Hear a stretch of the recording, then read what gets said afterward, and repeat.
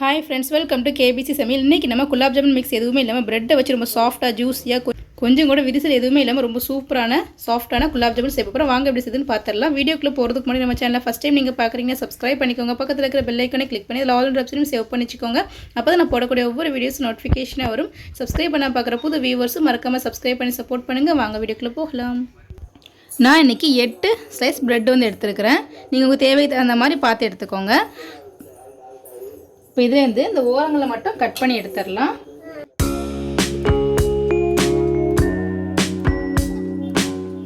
இந்த மாதிரி ஓரங்கள் எல்லாத்தையுமே வந்து கட் பண்ணி எடுத்தாச்சு. இப்போ இதே போல் எல்லா ப்ரெட்டையும் ஓரங்கள் எல்லாத்தையுமே கட் பண்ணி எடுத்துக்கலாம்.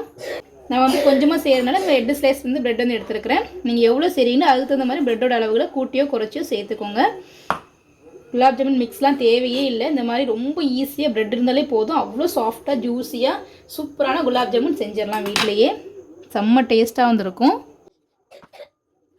இந்த சைடில் வர இந்த ப்ரெட்லாம் வந்துட்டு வேஸ்ட் பண்ணிட வேணாம். நம்ம வந்து மிக்ஸி ஜாரில் சேர்த்து அரைச்சிட்டு ப்ரெட் க்ரம்ஸாக வந்து யூஸ் பண்ணிக்க ஏதாவது ஸ்நாக்ஸ் செய்யும் போது. இப்போ எல்லாத்தையுமே கட் பண்ணி எடுத்தாச்சு. இப்போ இது எல்லாத்தையுமே வந்து ஒரு ஈரமில்லாத மிக்ஸி ஜாரில் சின்ன சின்னதாக வந்து பிச்சு போட்டுக்கலாம்.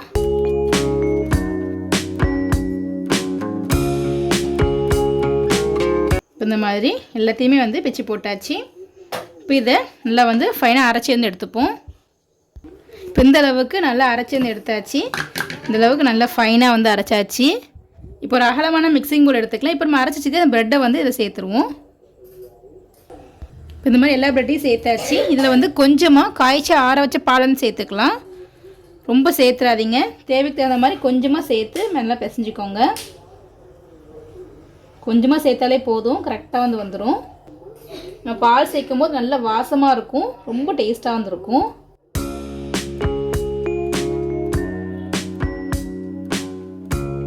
ரொம்ப வந்து டைட்டாகவும் இல்லாமல் ரொம்ப வந்துட்டு லிக்யூடியாகவும் இல்லாமல் லைட்டாக ஸ்டிக்கியாக இருக்கிற மாதிரி வந்து பிசைஞ்சு வந்து எடுத்துப்போம். பாலோடு சேர்த்து ப்ரெட்டை சேர்த்து பிசையும் போது அவ்வளோ வாசமாக இருக்கும். நான் வந்து பசும்பால் தான் வந்து எடுத்துருக்கிறேன்.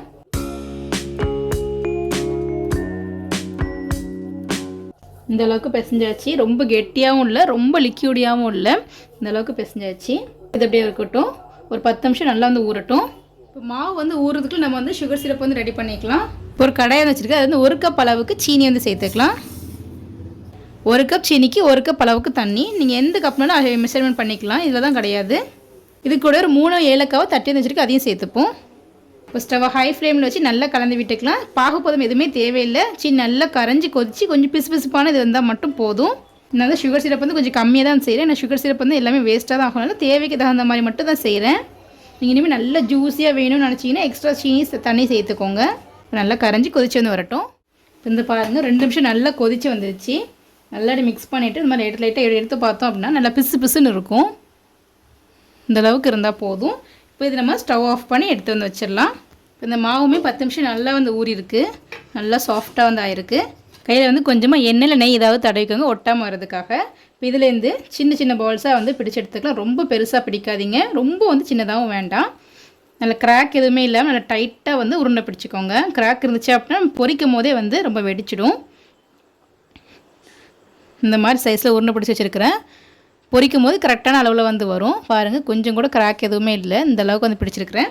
இதே போல் எல்லாத்தையுமே வந்து உருண்டை பிடிச்சி எடுத்துக்கலாம். டைட்டாக அழுத்தம் கொடுத்து உருண்டை பிடிக்கும் போது கிராக்ஸ் எதுவுமே வராது. பாருங்கள், இவ்வளோ ஸ்மூத்தாக வந்திருக்கு பாருங்கள். இப்போ இதே போல் எல்லாத்தையும் உருண்டை பிடிச்சி எடுத்துப்போம். பாருங்கள், எல்லாத்தையும் உருண்டை பிடிச்சி வச்சாச்சு. நான் இந்த மாதிரி இந்த ஷேப்பில் இந்த சைஸில் வந்து உருண்டை பிடிச்சி வச்சுருக்கேன். ரொம்ப பெருசாகவும் இல்லாமல் ரொம்ப சின்னதாகவும் இல்லாமல் இந்த சைஸில் வந்து உருண்டை பிடிச்சி வச்சுருக்கிறேன்.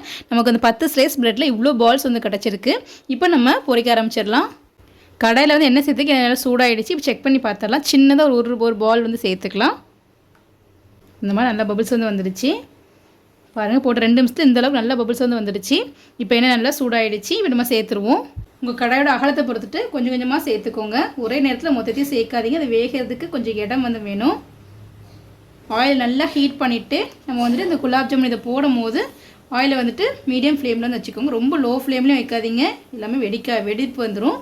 ரொம்ப ஹை ஃப்ளேம்லேயும் வைக்காதீங்க. மேலோட கலர் மட்டும் மாறிட்டு கீழே வந்துட்டு உள்ளே வந்து வேகாமல் அப்படி பச்சையாகவே வந்திருக்கும். நான் வந்து 2 பேட்சாக வந்து சேர்க்குறேன். எல்லாத்தையும் சேர்த்ததுக்கப்புறம் ஸ்டவ் வந்து மீடியம் ஃப்ளேமில் வந்து வச்சுட்டு மிதமான தீயிலே அதில் பொன்னிறமாக வந்து வேகட்டும். போட்ட உடனே கிளறி வந்து விட்டுறாதீங்க, எல்லாமே வெடிப்பு வந்துடும். ஒரு 2 நிமிஷம் வெந்து கொஞ்சம் செட் ஆனதுக்கப்புறம் மெதுவாக கிளறி விட்டுக்கலாம். இப்போ 2 நிமிஷம் ஆயிருக்கு. இப்போ மெதுவாக வந்து கிளறி விட்டுக்கலாம். ரொம்ப ஜென்டலாக வந்து மிக்ஸ் பண்ணணும், இல்லைன்னா வந்து உடஞ்சிடும். ரொம்ப சாஃப்டாக வந்துருக்கும். அடியிலேருந்து லைட்டாக அந்த மாதிரி வந்து கிளறி விட்டுக்கோங்க. லைட்டாக அந்த கீழே உள்ளது லைட்டாக செவந்து வர ஆரம்பிச்சிருச்சு. இந்த மாதிரி லைட்டாக கலந்து விட்டு எல்லா சைடுமே நல்லா பொன்னிறமாக செவந்து வர அளவுக்கு பொரிச்சு வந்து எடுத்துக்கலாம். இன்னும் ஒரு 2 நிமிஷம் கிட்ட ஆயிருக்கு. பாருங்கள், இந்த மாதிரி லைட்டாக கலர் சேஞ்ச் ஆக ஆரம்பிச்சிருச்சு. ஜென்டலாக அதுமாதிரி மிக்ஸ் பண்ணி விட்டுப்போம். பொரிக்கும் போது அவ்வளோ வாசமாக இருக்கும். அந்த பாலோடு சேர்த்து இது பண்ணும்போது ரொம்ப வந்து கலந்து விட்டுறக்கூடாது. கொஞ்சம் நேரம் கேப் விட்டு தான் அந்த மாதிரி லைட்டாக கலந்து விட்டுக்கணும்.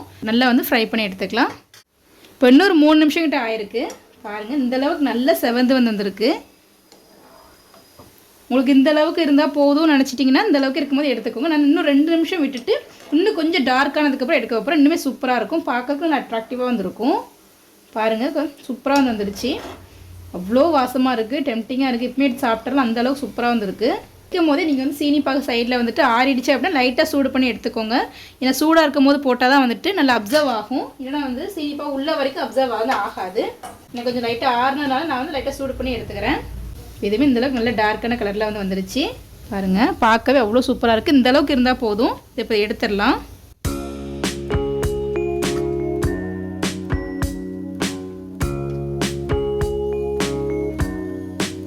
எல்லாத்தையும் எடுத்தாச்சு.